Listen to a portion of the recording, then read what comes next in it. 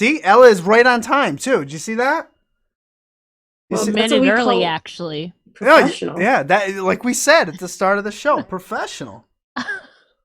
We're What's up? Yeah, well, how's it going? What's going on? Welcome to the show. First of all, we were just saying, you probably heard us. We had somebody on the line. We used the Discord so people can call in. And I'm sure he had a comment about something we were talking about, probably with the Saudi show and Goldberg. But this caller calls in a lot, and he is never done in 2 minutes. Never. Oh, really? Yeah, he takes a long time. But anyways, it's your time to shine right now, as they say, or someone says. Somebody says it. Somebody says it. How are you doing tonight? I'm exhausted. I've been up since 5:30 in the morning, but I'm so happy to be here. Well, hey, that's okay. You can. Hey, it's fine. It's fine. What would you be doing if you were not here right now? Going right to bed? Yes, because I have work again in the morning. Shoot job or some wrestling work, or is wrestling your shoot job. Shoot job. Shoot job. Yeah. I'm trying to get that over. Shoot job. I've heard a lot of people say. I thought I was the only one for a while. No, like wrestling. I used to just say day job or whatever, Yeah, but yeah. I would see people say shoot job, so I just roll with it. I think it was we had Tony Deppen on. I think Tony Deppen said shoot job for the first time, and I was like, yes, solid gold. Solid gold. Yeah, so I was telling Vanessa at the start of the show, this is like a mark out guess for me because I've used a Wrestling Gal podcast for several of the guests that we've had on. And I can remember the first one. The first time I heard you, it was with Roxy. And I knew nothing about her. And you were one of the only people that had ever talked to her at that time. And I heard it, and it was not like your typical podcast. It was not long. It was short. It was great. I just fell in love with it. And I used you to prep for Christy James. I think Delilah Doom. I mean, whoever we have on, I'll use your podcast first to prepare, and then I'll branch out. So, Well, yeah. I must say I've used your podcast too for a few of mine as well. Interesting. Who? Because ironically, so I had Delilah on twice. So I know you listened to mine for yours, but then I listened to yours for my second one with her. That I definitely recall, and a few other people as well. Okay. All right, cool. So hold on. So I'll ask you this question. So you use another podcast to prepare for your show. How do you basically take something from one podcast, reform it to fit your show? I mean, I know how I do it. How do you do it? Is it difficult? Is it challenging? No, I don't think so. Because sometimes they're like in midst telling a story, and then they'll say like one specific detail, like oh, I did cheerleading, or like something like random that the interviewer like doesn't elaborate on. But I'm like, oh, that's a good talking point because it wasn't covered in that interview, but they mentioned it's like a good nugget of information. So I'll try to take some of those nuggets of information that they talk about in there and reform it or ask more in-depth questions about it, because sometimes some interviews don't go like in depth about stuff like that. So that's how I try to approach it. Sometimes though, there's definitely been people that I've been their first interview or I just could not find anything on them, so that's when it becomes more difficult. But I've definitely managed both sides of research and also formulating my own questions too from their social medias. When you get a guest that maybe it's their first podcast ever, or their first interview ever, do you find that you have to lean on those cliche wrestling podcast tropes?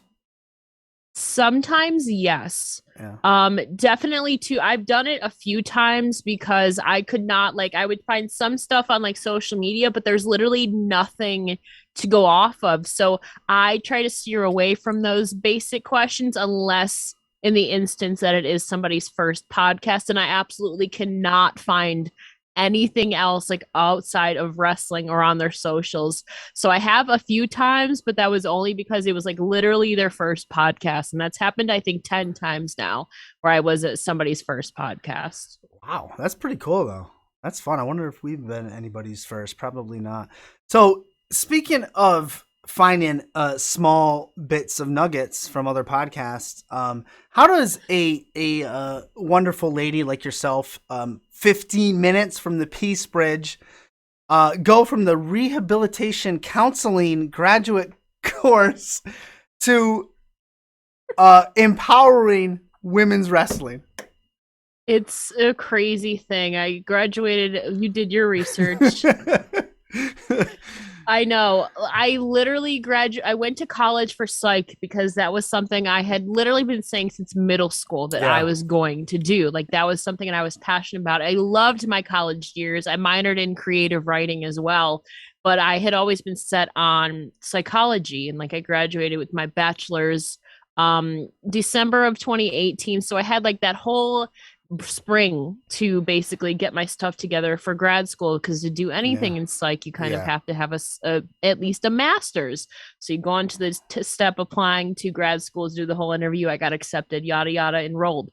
But then I was like, I don't know if this is really what I want to do, because it's even more years of schooling and student loans. So I unenrolled and I'm like, I'm going to take maybe a semester or another year off. I still was working same shoot job I am right now, which is retail. And I was like, at least I have a job to back me up and I can kind of just chill and maybe refocus, I don't know, reanalyze everything. But wrestling was always in the back of my mind. And like I had just discovered like it's so stupid, but like I had really focused on independent wrestling, like opened my eyes to it around the same time too. And I had other friends who were doing podcasting, like my good friend Samira, who I've worked with many times. And like I see Chris Van Fleet and like Alicia Toot have their own like podcasts and interviews, and I'm like, I've been a closet wrestling fan forever. Oh, we all are. But like, yeah, it's even talking about it now, it's definitely better than I used to be.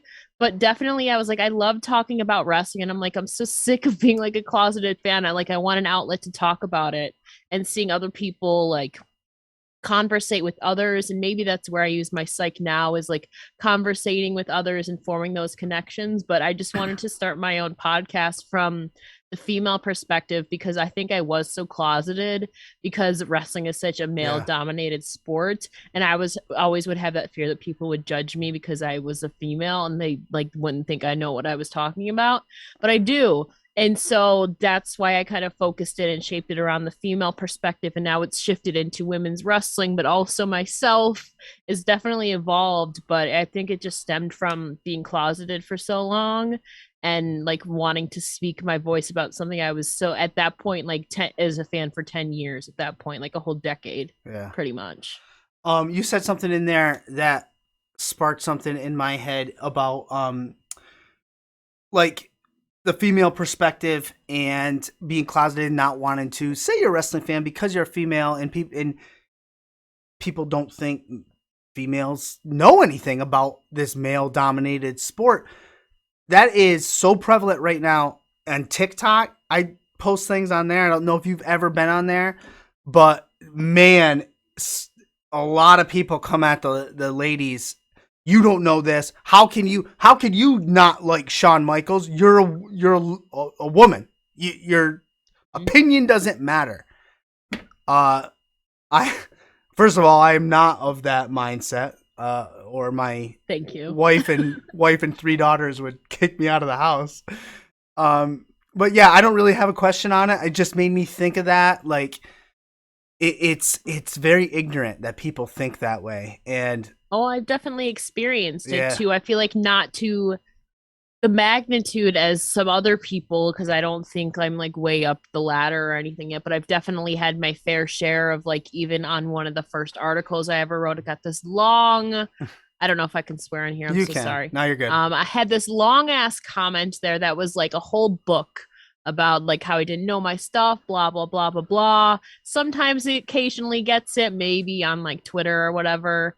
But yeah, it's just there's I feel like there's a scrutiny if you're a woman or a female in pro wrestling that you have to know your stuff. Like you have to because this is traditionally male and like we're invading this space that has been male dominated for so long. It feels like sometimes to where our opinion either doesn't matter or it's devalued because people don't think that we can like this sports or entertainment or whatever you want to call Right. it. I got a question for you. We asked this. Me and Vanessa have gone back and forth on this.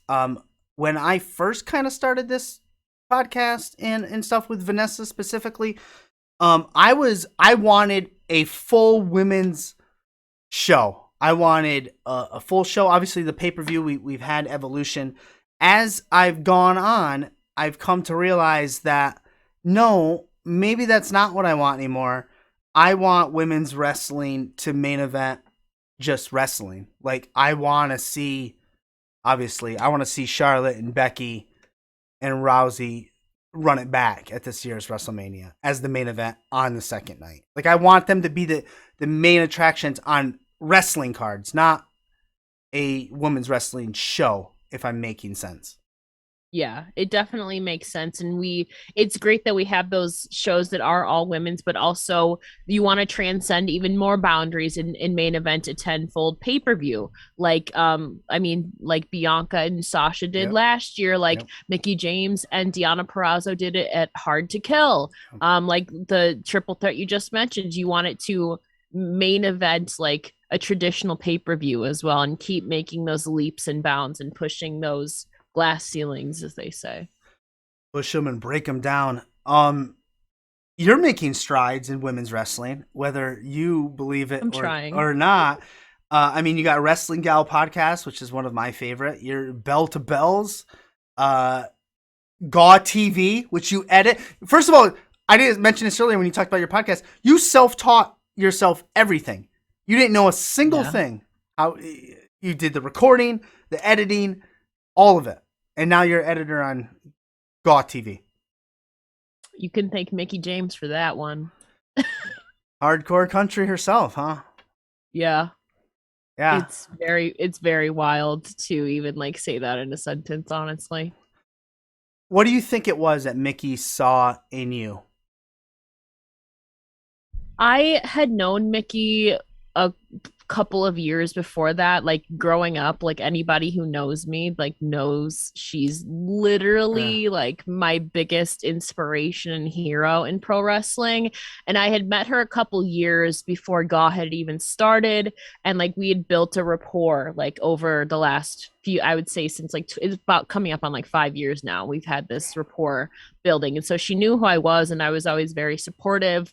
And then I kind of started my own podcast. I had her on my podcast.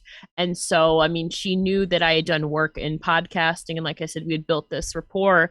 And so I think I don't know what she saw in me because I definitely didn't believe in myself at that time. At that point, I'd only been doing my podcast like a year and like 4 months or something like that. Like this is November of 2020. Like I had just been podcasting just over a year. So I honestly don't know. I just think it was she knew that I had a good rapport with her and she wanted to take a chance on me and knew that I did my own stuff. So she wanted to give me an opportunity to contribute for Gaw. I honestly could not tell you what she saw in me. I had helped her on some other social media stuff before, and then so she knew I did podcasting too, so maybe she just took a chance on me and it just so happened to work out. Excellent. Yeah. And then with Empower in the NWA, which happened recently. Almost 6 months ago. Was it? I still can't believe it. Was it 6 months ago? It's coming up 6 months, like next week. It's wild. What's the biggest thing that resonates the most with you from that event? Like for me personally, it was my first time ever doing in-person correspondence or in-person interviews, and I was so scared like shitless because I'm so used to virtual stuff where I can have all my questions laid out on the Yeah, side right. here very prettily in my notepad app Yeah. and have it structured and word for word. And in person, though, it's different. You have to Yeah. remember stuff off the top of your head. And going in, I was very lucky, though, that I knew most of the girls already and could already knew their backgrounds and stuff. If this was a situation where I didn't know anybody, I feel like it would be completely the opposite.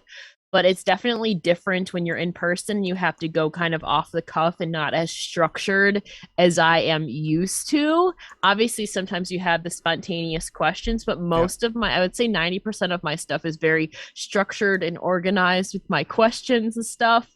So for me, that was a big task too. And I mean, I guess being making my pay-per-view debut as the paparazzi was such a surprise. And like we were live and it was so daunting too, even though we were just like in the background. It's like, wow, this is actually happening. I loved it. I thought it was a great show. I loved following your stuff on social media and all that. It's funny.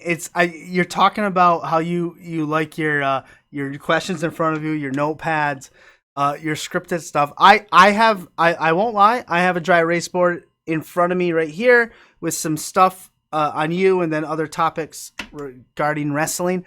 But a lot of our like we were saying, you're very professional. We're not as professional. We like to do the live thing, and we don't edit much of our stuff down. Well, I mean, we take the guest part out and then edit that and throw it out, but it's just so weird. I don't know. I don't know what I'm trying to say. It's just Live is Yeah. a whole different game though than like pre-recorded. Live, I mean, once it's out there, which is why I don't really do any of my own live stuff on my own platforms. Like I host a couple shows that are live, like with Love Wrestling and like Yeah. Women's Wrestling Talk. But other than that, the only live things I do in my own platforms is like Instagram Live, and that's just talking like shit Right. and like random conversations. So I personally, I am still getting used to the whole live thing because anything can go wrong and you have to kind of watch what you say because even though it might be edited later, it's still live and can be played back. So That is true. That is true. We have said one of these days we will be canceled for one reason or another. One more thing on Mickie James that I had off the top of my head. She was in the Rumble. Big moment for her coming back, accepting that in the Rumble. What was your initial reaction to that? And do you feel Mickie accomplished what she set out to accomplish? I don't know what that is, and maybe you do or don't, but do you feel she accomplished it? So I was at work when this happened, and then all of a sudden I get a couple DMs and tweets because I have like notifications on. I'm like, why are people DMing me? Why are people tweeting me? And then all of a sudden I'm looking down as I shouldn't be at work on my phone, and it says Mickie James in the Royal Rumble. And immediately I text her. I'm like, ma'am, what is happening? And then she responds with like an evil laughing emoji. I'm like, oh, she's known for weeks. And so this was just huge. And honestly, I still couldn't believe it. I was like, what? What was my first reaction? Because it just didn't seem possible. I guess this is really a lesson of never say never in professional wrestling. But I really had thought that door had closed with WWE with her, but obviously not. And I am so glad that she had the opportunity to kind of rectify her last memory with WWE because before this, it was the whole trash bag thing. And she has said this before, so this is not new news. Like her legacy, like the last memory of her with WWE was that whole trash bag thing. Yeah. And so this kind of rectifies it. I feel like rejuvenates her image of people who kind of maybe saw her last after she got released, but now she's backed as a champion, a formidable champion in a rival company, and she's doing amazing things, breaking that, I mean, forbidden door, as people say. And I will say it was her best Rumble performance, like time wise. But to me, I had really hoped she may have lasted a little bit longer or had a little bit bigger moment. She did have that cool callback to that Michelle McCool, Mickie James storyline. I popped for that because that was my first introduction to women's wrestling. And then it was cool that she was eliminated by Lita, who she defeated like in Lita's retirement match initially. And so that was cool. But I do wish there was some bigger moments in there for her. Like people were so fueled and hyped for her and Charlotte to finally go at it, and they were in the ring. Like Mickie's whole time in the ring, Charlotte was in there, but they never touched and they never capitalized on it. So I feel like once she was in there, though, she wasn't really a focal point in it. She had that moment where she first came in and then when she came out, but there was really nothing in between that people focused on in between there. So I'm happy for that moment, but I kind of expected or hoped for more as well, if that makes sense. It does. Is she going to go into the Hall of Fame this year? I hope so. I don't know though. I don't know if it's too soon. I feel like at some point she has to. Right. I just don't know if right now is the year for it. It does seem though that they've kind of made amends, and she did say that Nick Khan like apologized or like spoke to her about it. So it seems that they've made amends. I can't speak for her personally how she's feeling. I would love it. I would be surprised if it happens this soon though, to be honest with you. But nothing's been announced so far, and we've seen crazy things happen in wrestling lately. That's right. It's wrestling. Anything can happen. I mean, Cody Rhodes could just walk out of AEW. I know. I still can't even believe that.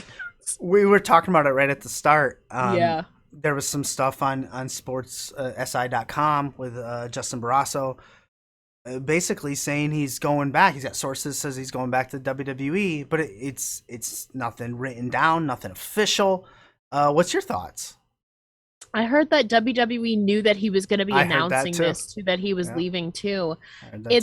I can't speak for him. I mean, obviously there had to be some motivation. I mean, we've heard the rumors of the like producers clashing and all of that, but who's to say like what the real truth is? It definitely seems like Tony Khan and like AEW are very appreciative of Cody Rhodes, as he was definitely instrumental in building All Elite Wrestling off of the ground a few years ago. And there's a lot of respect there, but I don't know if it was like creative differences or does he want more. But also like people make good points about him going back to WWE because I mean of treatment of the past, and he would be kind of playing second fiddle to a few other people, top stars. We've seen stuff promised and then people go back on their promises in WWE. So I don't know. I don't really know what his reasoning was. I definitely don't think it was money, because he definitely got paid well. But then again, money can't be always the foundation of happiness. So I just wish him luck. And I think that he's done so much good though too, especially like in the outreach and like he's done so many cool like things personally for people. I'm excited to see where he goes next. Yeah, I'm interested too. Like I said on Tuesday on this show, whether it's a work or a shoot, it doesn't matter to me. Mm-hmm. It's great for wrestling all around. It's just going to make for good storylines. However you look at it, only time will tell, I suppose. I want to rewind a little bit to like booking people for your podcast, because you mentioned something on Spencer. Well, with Love Wrestling, A Mind Behind. Yeah, that's the name of it, with Spencer. You mentioned something about trying to book Chelsea Green. You really wanted to book Chelsea Green. I think it's her. I might be wrong. Might be a different person. But basically it was a WWE superstar. You wanted to book them. Then they got released, and then you were hesitant because you know there's going to be a ton of people reaching out to that person. How do you tackle that? Like we've encountered that. There's been wrestlers that we've wanted to have on, and either we can't get them because they're out of the WWE or they're here or there. We just can't get them. We just can't. And then they get released and they put their email up in their profile, and in my head, I'm thinking, dude, we've wanted you before you got released, and we don't even care why you're released. How challenging is that? How do you tackle it? Any advice?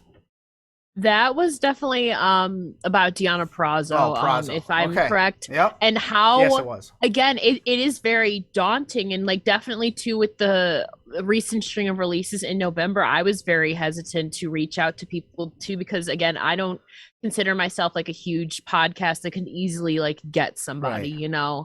There's definitely some podcasts that'll get them like within a week of them being released. And I'm like, they have Yeah. connections that they've earned.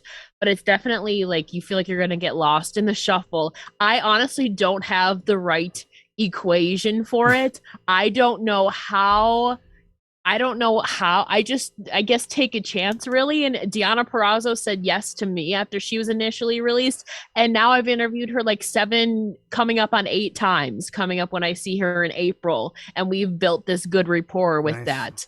And it's all about networking too, because I'm now good with Deanna. And then so that's why I was more confident in reaching out to Chelsea, because I have this good networking with Yeah. Deanna already. And you can use people when you're pitching yourself past guests Yeah. who maybe those people are familiar with. So Chelsea was familiar with Deanna and like Mickie and like Lisa Marie Varon, who I'd interviewed as well at the up to that point.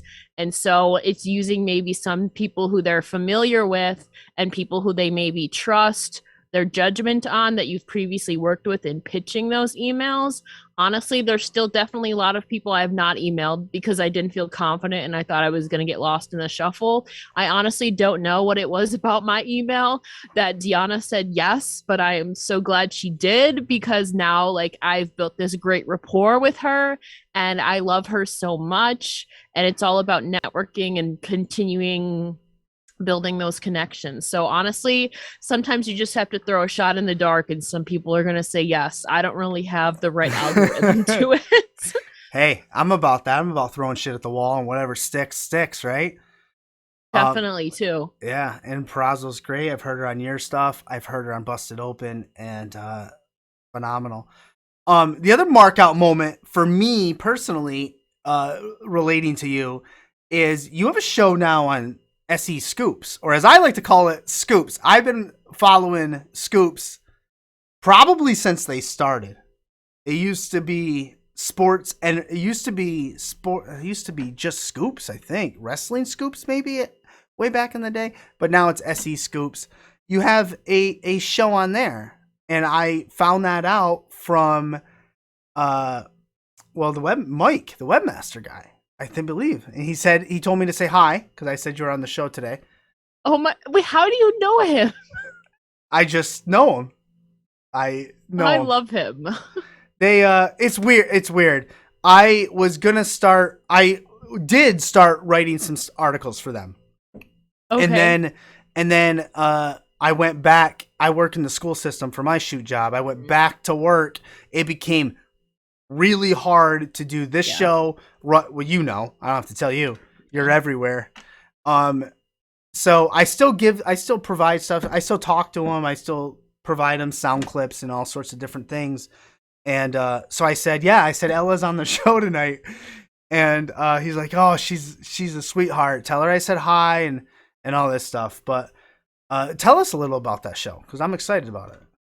Yeah, Women's Wrestling Focus was, I mean, pitched to me last year. Again, I feel like a lot of the stuff that happened last year, I feel like aligned because of Mickie James taking a chance on me with Gaw and having that kind of accolade to my name at that point. And I don't think a lot of the other stuff, it was kind of like a domino effect. I feel like after that relationship with Gaw got built, but Mike had messaged me the one day after seeing me on a panel that I had done a few weeks ago or a few weeks prior for a podcast, and somehow messaged me, and I was like, yes, I love women's wrestling. I would love to have a show. And so it's kind of just blossomed from there. Obviously, it's still a work in progress. It's coming up on a year like next month, which That's is insane. absolutely insane, actually, that it's already been a year at this point. But I do Women's Wrestling Focus, which is great. Like, we had tossed around other names and ideas like that, but like the premise is like relevant topics or like past, present, and future of women's wrestling. So it's a bi-weekly show, normally every Wednesday, but I also do interviews for them, and that's who I went on behalf of and Power of. So all of those Nice. interviews were taking on behalf of SE Scoops, and I'll be going on behalf of SE for WrestleMania coming up too that weekend. So that's going to be super fun. I've definitely gotten some cool opportunities because Mike took a chance on me. Yeah. So, but I think, like I said, I think a lot of this started because Mickie James took a chance on me. I think the rest was kind of a domino effect to where now I'm working in like writing and hosting and now commentating. It's crazy. Yeah, you're everywhere. You're doing it all. I'm trying. Yeah. You'll get rid of that shoot job soon. Wrestling like that, my biggest goal honestly is wrestling media full time, but it's scary to take that leap, and this is something I've talked about with Mike with before, so shout out to him for like encouraging me and giving me advice. I'm like, what am I doing? Like that, like I just want to make this full time, but it's scary, like financially, like you don't know whether, because wrestling is so unpredictable. Like you could have a lot of things, like there's like so many events coming up, like this Saturday for example, like on the 19th, like Elimination Chamber, you got No Surrender, you like a Capital Championship Wrestling, who I also work for, is having a show that day. There's a bunch of cool indie shows too. Like each week is so unpredictable. It could be really busy, then the next week could be really lax. It's very scary. So I mean, but that's definitely my hope, is to some point, maybe the next year or two, to make this full time. There you go. Millie Rose 7 in the chat. I don't know if you know that I know individual. Millie, yes. Says Ella really does do it all. Yes. I try. I've been doing some new stuff. Like I commentated for the first time back in December, and my second try is coming up in like right after this next show for Capital Championship Wrestling. So I'm trying out new stuff. It's definitely scary. Like, not gonna lie, I was scared shitless, but sometimes you have to push yourself out. I am beyond jealous. I am beyond jealous. It's so awesome. And kudos to you for doing stuff that is scary. I was more people need to do that. That's for damn sure. We're nearing the end of the show, but before I give you the mic to put yourself over and do all that fun stuff, you tweeted out right before we went live, you're awaiting an email. And would you like to, has that email come?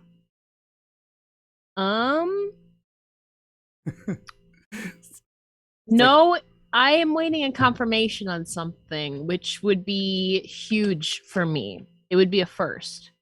That's all I can say, because I don't want to jinx it. But if it happens the way I want it to, I can say it has to do with SE. Okay.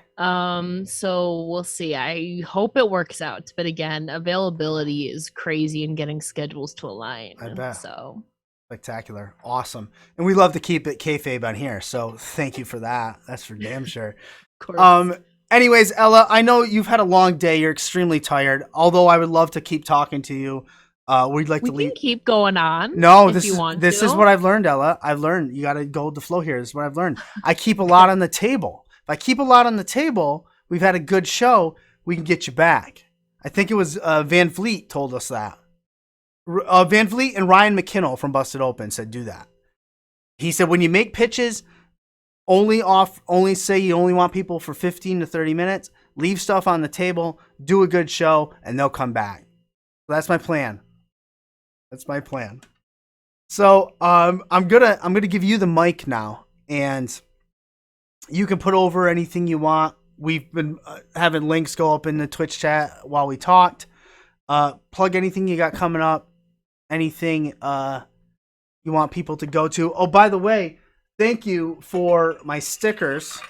They're on my water bottle. Oh my god! So that's awesome. I got. Oh yeah, this one, yeah. and then this one, and then your pictures are on here somewhere. Somewhere. So that's awesome. But anyways, you can say anything you want. The floor is yours, and I will not interrupt.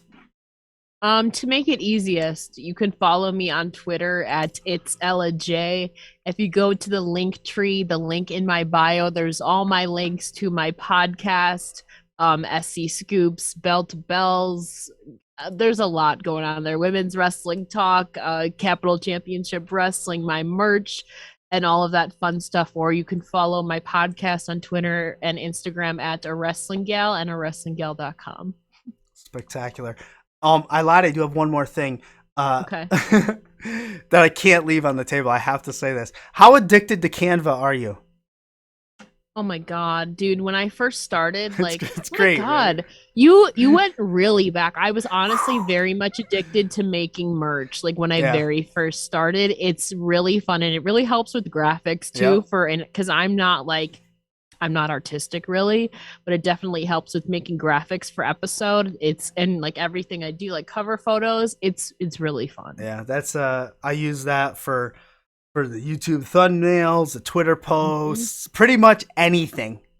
Same. I'm pretty much addicted to Canva as well. Spuddy Canada says, proud of Ella, you go girl.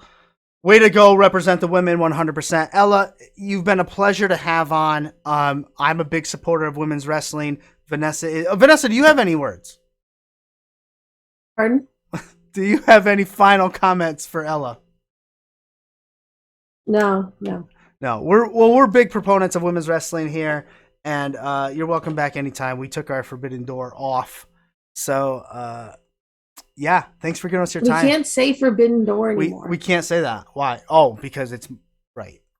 The Forbidden Turnstile. We've installed a Forbidden Turnstile. Saloon doors. A saloon door. Yes, Doors. that works better here at the bar. That makes much more sense. And I'm trying to pitch a late night show to Mike for scoops. I'm trying to figure out how we can do that. I'm like, you need a late night show. That's what you need.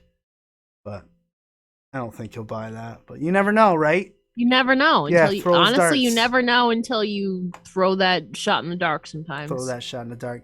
Ella, thanks for giving us your time, as I said before, and we'll talk to you soon. Of course. Thank Yeah. you so much. Have a great night. You as well. Peace. Great stuff.